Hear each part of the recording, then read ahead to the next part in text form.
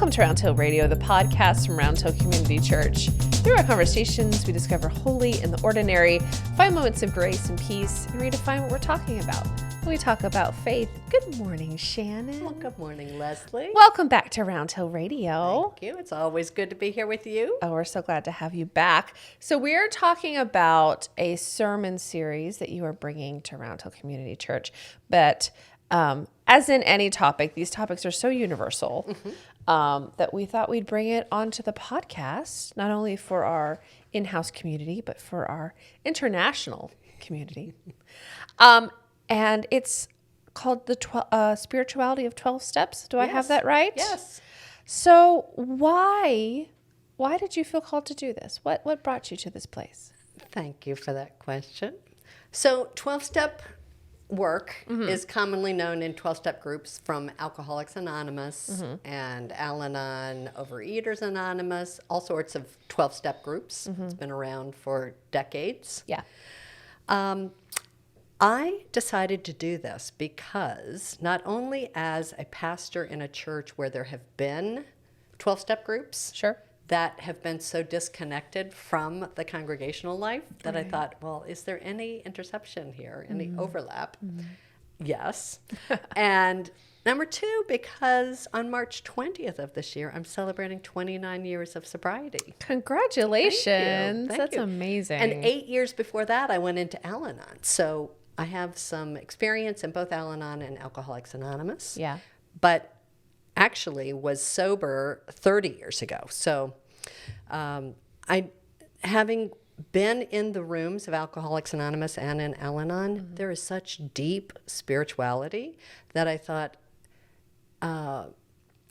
it's important to let the average person in the pew, whether or not they've been affected by alcohol or not in their family system, which we'll get to some statistics later on. Yeah. So many people have. Right. So why not talk about it as a normal part of life? Sure. So that's that. And then I've also done, in addition to my own personal work around it, when I was a news reporter, I did some stories on the effect of alcoholism. So kind of bringing in that piece of the spiritual piece into news reporting. So I did one series on, or it was a story actually, that focused on the daughter of a doctor, prominent doctor in Westchester, and the daughter became a heroin addict. Oh, wow. And her bottom, if you will say, before she came into the rooms of Alcoholics Anonymous, Right. was actually stealing her father's morphine as he was dying. Oh, my goodness. And so you'd never know that from her this many years later. I mean, Right. you'd see her and think, wow, what an amazing woman. But she Yeah. has an incredible story. Yeah. And then I did a story, too, on when cops let other cops drive drunk and the protection around it and the codependency that happens and how that can actually cost someone tremendously. So Right. I've come at it from a couple of different angles, and why not talk about it in church? Yeah, why not talk about it? And I know colloquially that, we were hearing through this pandemic that was becoming a way that a lot of people found to cope to Indeed. the stress, to the isolation, to not have anything else to do. Right. This became even more of a common thing of what was already, I think, from what I understand, pretty common. And there's such shame oftentimes around substance use Sure. that people don't necessarily want to talk about it until they have to. Yeah. And so, for instance, my husband's a therapist, and he found that to be true in his practice. Yeah. That, people sometimes would even pass out while they were in the session. Wow. That just, there was so much that was brought up for people internally during this time. Yeah. But also people smoking weed. A lot of people just handling their stress and then getting hooked on marijuana because they were so stressed out from the isolation. So someone once told me the opposite of addiction is not sobriety, it's actually connection. And so when we talk about, I've loosely defined spirituality as, from what I've heard, as connection with God, self, and others. Yeah. So sobriety can actually allow connection that we all long for. Right. And so looking at this, what's how are you shaping these 4 sermons? So I'm basically going through the big book of Alcoholics Anonymous and doing 4 of the steps each week. And so the first part will be this coming Sunday, and it will be on steps 1 through 4. And then, we'll go on from there all the way to, and we're taking some time in between each one. Text will be available for people to kind of go back and look, because I quote from the big book in it, that from the founders, Bill Wilson and Dr. Bob. And so that people can go and kind of think about it. And if they have questions in between, it just would be too much kind of to do it all at once. Do it all at once. Is it called the Big Book? It's called the Big Book of Alcoholics Anonymous. That's a great I title. know. I like that. That's very friendly. And it really was almost like, we talk about the scripture being divinely inspired. It really was from that too. And in the back of that book, in addition to going through all of the steps, there are stories of people, and it's been updated over the last, I'd say probably 10 years or so, with current stories of people and how they found sobriety. So it's kind of tried and true. And, I will say at the beginning that there are lots of ways to get sober, and that 12-step sobriety is one way. But the thinking was, or is, among professionals that that's not the only way anymore. It used to be kind of more hardcore of you do it this way or not. Right. But there are many paths to sobriety. Sure. This is one way. Sure. And so with Alcoholics Anonymous, that's a community-based experience, right? That is sort of already that connection. Yes.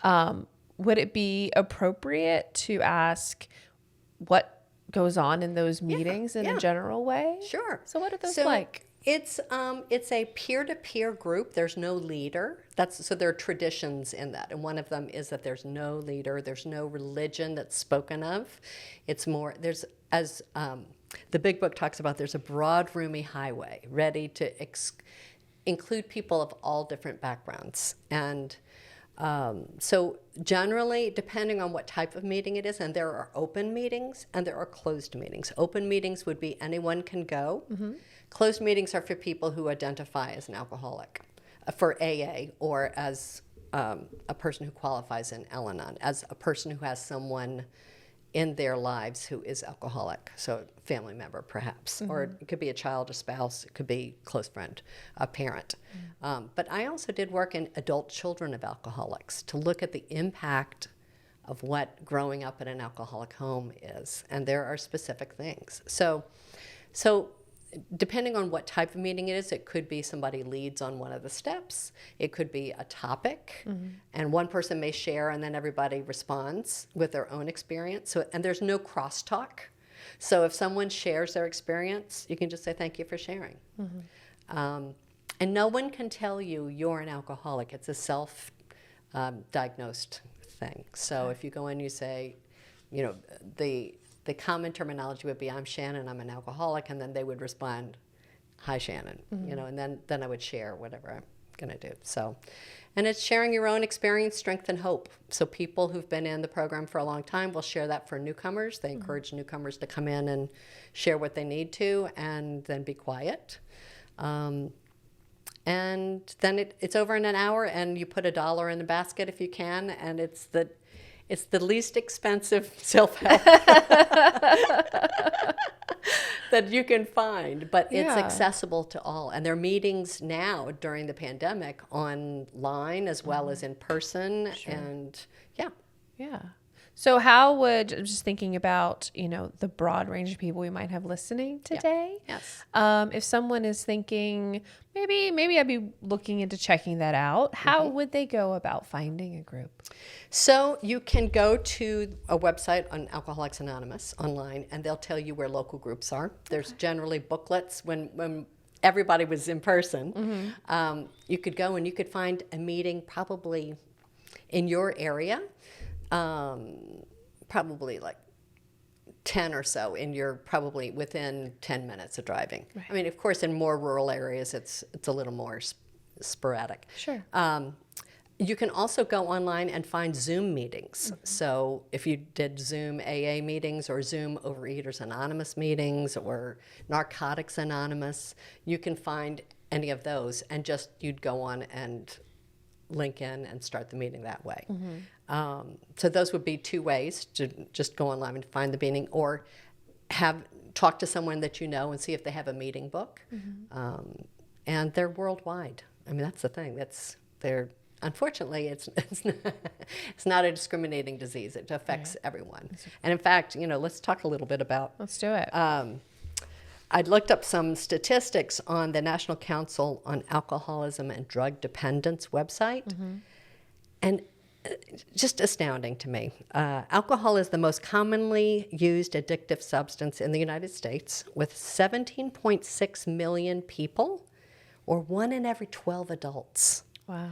That suffer from alcohol abuse or dependence, along with several million more that engage in risky binge drinking patterns that could lead to alcohol problems. So the common thinking, at least it was, because I did train to become an alcoholism counselor a long time ago. Yeah. And that's when I found out I was an alcoholic. Oh. It was like, oh, okay. Little egg in my face. A little self-discovery. I had to just roll with it. And, that was the way, because I was so in my head that I couldn't identify with the things. So I finally did there. It also says more than half of all adults have a family history of alcoholism or problem drinking, and more than 7 million children live in a household where at least one parent is dependent on or has abused alcohol. So the ripple effects, they call this a family disease. Right. And so that when you start, any person in the family, John Bradshaw, who is a family systems therapist and very well-known speaker and author, talks about it kind of like in a mobile kind of a way. So that if one person in the mobile shifts, the whole system has to shift to get equilibrium again. Right. So if one person makes a move towards greater health and sobriety, whether that's the child that grew up, or if it's a spouse, or if it's the person themselves, the system will have to adjust in some way. It may be really painful for a long time, or it may be not. But that's the beginning. One person making the courageous choice to get help. Yeah. It also says that excessive alcohol use is responsible for 2.5 million years of potential life lost annually, or an average of about 30 years of potential life lost for each death. Wow. And, oftentimes people, they used to, when I was trained way long ago in the 90s, in the early 90s, they talked about just being solely alcoholic. Now they've talked about more, then they called it dual diagnosis, where oftentimes people use substances to kind of even out chemistry, body chemistry, brain chemistry, so that you don't just find alcoholism. Oftentimes it's along with depression or anxiety or some other thing that you're trying to even out in your system. Sure. So, and unfortunately, suicide, people taking their lives, is people do that with substances. And we've seen that with opioids, and it's just very, very tragic. Yeah. It seems like in this country particularly, there's just a very, it's common to hear about or know about a person who's struggling with this. Yes. And hoping to find some help. And what a staggering statistic about the potential life lost annually. So true. And then think about how that is taken into car accidents. Oftentimes what's not talked about are people that have heart problems. That's exacerbated by alcohol. So the death certificate may say heart, but it's really from alcohol use. So for instance, my father died at age 57 from larynx cancer. But when you look, larynx cancer is actually from smoking and drinking to excess. Wow. So it's a more palatable way to say. Right. But he really, and he had stopped smoking years before, but he had picked up drinking more in his later years. At 57, that's not late. Right. No, yeah. And it's like you said, there is such a sort of shame shadow above this that makes it really difficult to talk about which is tough because you think about the people who have faced it head on, and it's so courageous and so beautiful to see someone take control. Well, and you bring up life. a very good point, because if, so the science has shifted in terms of how they viewed it. So they view it as a medical model versus a moral choice. Right. So people can sit there and say, oh, you're morally weak because you're drinking. Right. Versus that you have a chemical imbalance that you've sought alcohol for, or you have a genetic disposition. Right. Which I'm thinking I probably did, and that's how I responded to that. Sure. Was once, and it's defined as, once you, for alcohol, it's different with drugs, but with alcohol, once you take that drink, you can't stop. That's the definition. When you walk over the line from binge drinking into alcoholism. And they say it's not how much you drink, it's what it does to you. So normal people do not respond biochemically, for instance, to alcohol by having blackouts. So I had blackouts in college. I didn't necessarily have them later on in life, but I thought, wow, that's interesting. The brain in a person who has alcoholism processes alcohol differently. Wow. Yeah. I would never have So thought that takes away the shame and just says this is more of a physical thing than a moral thing. Okay. Which brings me to my next question, because that moral question, which, let's be honest, I'm putting air quotes for our audio listeners, the church is really good about judging. Yes. And so I think it's really interesting and beautiful that you are bringing this into the church. And I know a lot of churches that host AA meetings. Yes. I've worked for a number of them over the years, and are encouraging healing and hope instead of judgment. Yeah. But historically, the church has not been great about this. Yes. And so why did you feel called to talk about this on a Sunday morning? Yeah. I am sad to say that many times, and so I spent some times in fundamentalism, away very judgmental stuff, and have come more into more of a progressive expression of faith. But I have found oftentimes through my almost 30 years of sobriety that the rooms of Alcoholics Anonymous have been much more loving and accepting than church. Wow. And so the question then is, how can the best of, even if you're not affected by alcohol, how can the best of those meetings come into church life? Right? So for instance, in the AA program, or in 12-step program, let's just say that, we talk about alcoholism as being a physical, mental, and spiritual disease. And so when you get sober, the first thing that comes back is the physical, and then the emotional, and then the spiritual. So it's a gradual opening up of connecting to something greater than yourself, even though step one is we admitted we were powerless over alcohol and that our lives had become unmanageable. And then step two is admitted to God, to ourselves, and to another being. I'm sorry, that's way later on. But then we start talking about the spirituality, which is a barrier for some people who've been wounded by religion. Sure. There's a great book, chapter in the big book called We Agnostics, which talks about people who just can't get there, don't think that God's going to be there for them in this time. And then one of the quotes from the big book is, lack of power, that was our dilemma. And what human being hasn't struggled with wanting more power? Right. So for those of us who have struggled with substance use, that, and I can definitely say in my own life that I felt so powerless as a kid. When I drank, it was my chance at trying to be more powerful. So it was, it gave me more ability to express myself. I felt more in control. And the reality is it's all a farce, right? Yeah, right. So spirituality addresses the issue of power and powerlessness and restores the right relationship to God, ourselves, and to others. So it's bringing that piece in.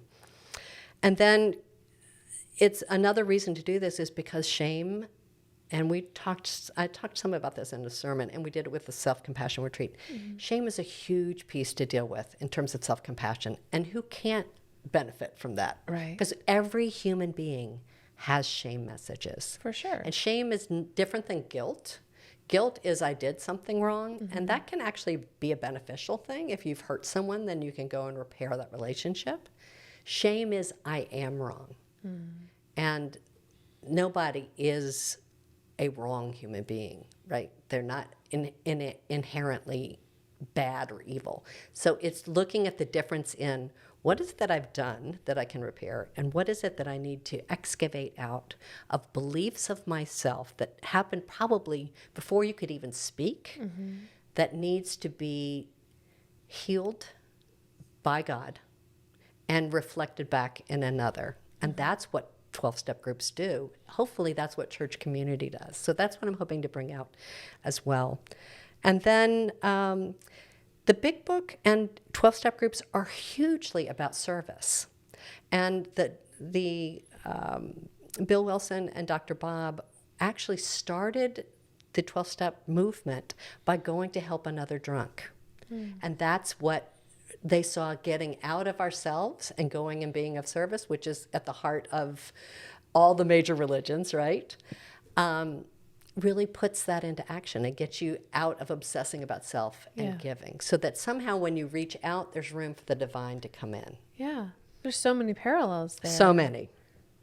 There's a great quote about that broad, roomy highway. Yeah. We found that God does not make too hard terms for those who seek him. To us, the realm of spirit is broad, roomy, all-inclusive, never exclusive or forbidding to those who earnestly seek. And that's on page 46 in We Agnostics in the Big Book. How lovely is that? It's beautiful. That's beautiful. Well, Shannon, thank you so much for bringing this not only to Round Hill, but to Round Hill Radio and discussing it with me today. I'm so grateful for this, and I'm sure I'm really looking forward to hearing more about this over the coming weeks. Thank you. Round Hill Radio is brought to you by the friends and members of Round Hill Community Church.